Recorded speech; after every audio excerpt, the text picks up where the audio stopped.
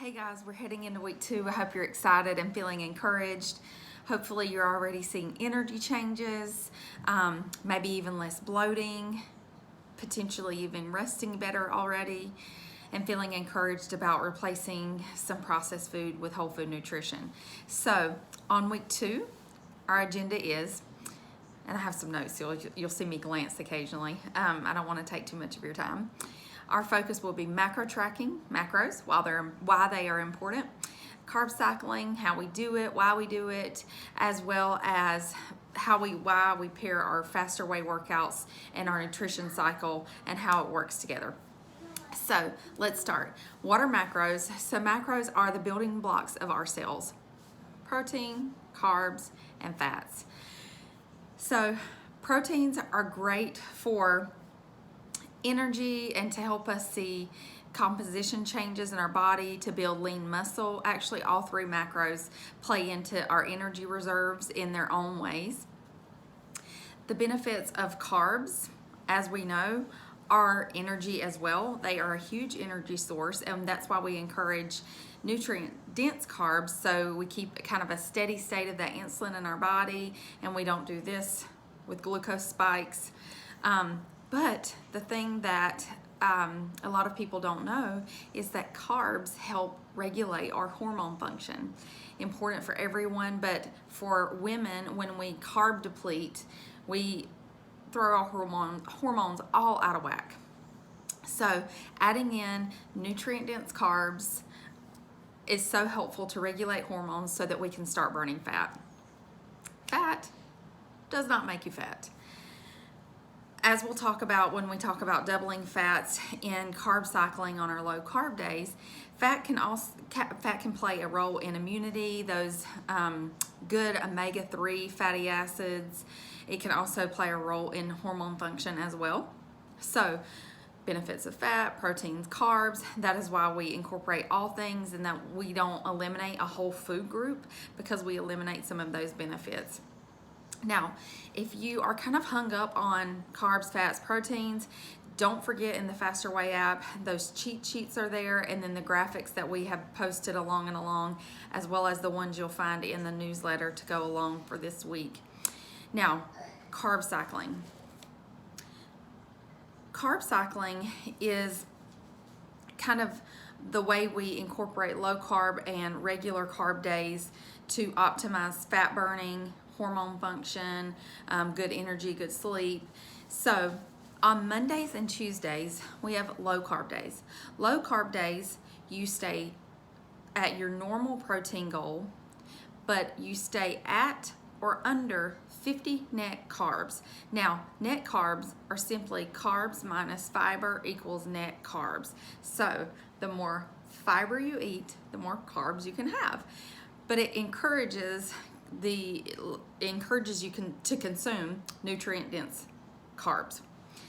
So the last thing we do on those low carb days is we work to double fats, because fats are actually sometimes used ahead of protein in our body for energy sources. So that's why we encourage you to double those fats, but those good healthy fats. So that would be your nuts, avocado, things that are high in those omega-3 fatty acids. For example, if I'm gonna have a big protein loaded salad, I will also throw some pumpkin seeds on them, or hemp seeds for a fat boost, but they also have wonderful benefits. Those pumpkin seeds are high in magnesium, which help control some of the neurologic functions of our body. So there's so many bonuses to seeking out those really healthy fats. And if you need help, please make sure you contact me on that one.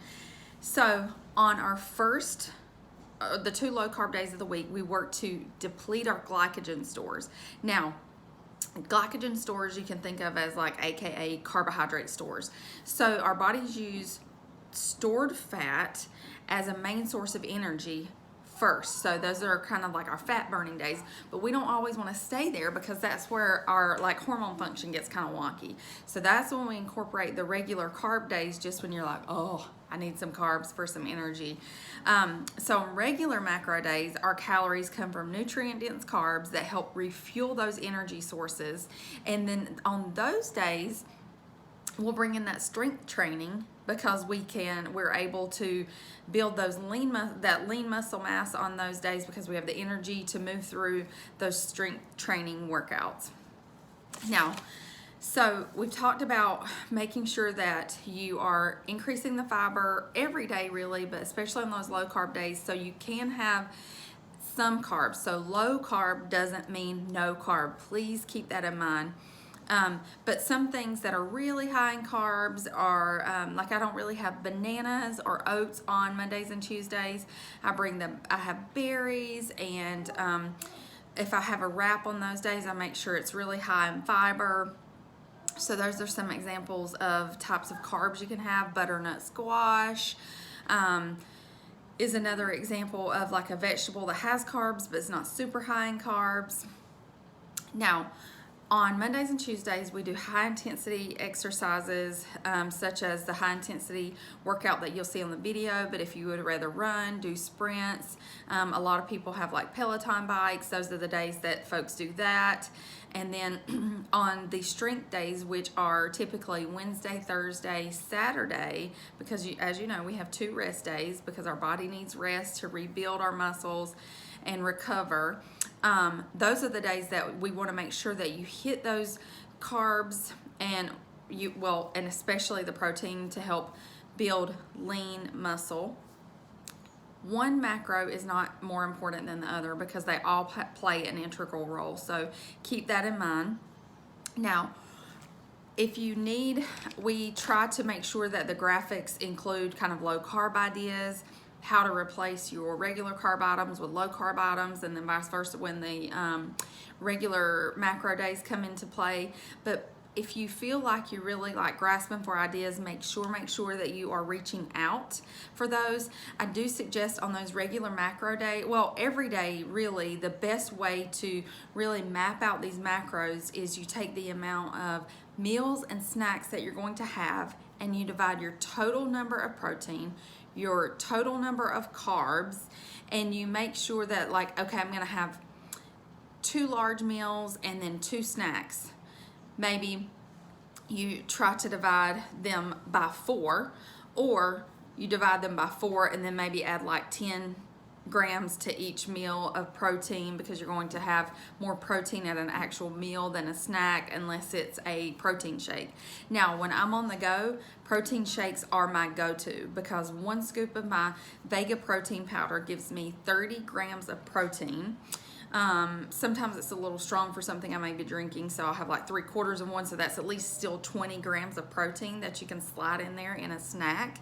So, but just make sure the key to hitting these macros is to pre-log, divide those numbers so that at the end of the day, you're not just like gorging to fit those macros in, but you want to work to meet your macros to optimize the fat burning, to optimize these energy changes and body composition changes that you are looking to see. And the reason you started the faster way, whether it be to come off blood pressure medicine, to come off cholesterol medicine, for fat loss, or all the things combined, meeting these macros are key. So try to get out of the mentality that more food equals weight gain, because it does not. It's what kind of foods we are putting into our bodies, and have faith and trust in the process. Many of you are already feeling the wonderful positive changes from fueling our bodies the right way, and we just want to keep on keeping on.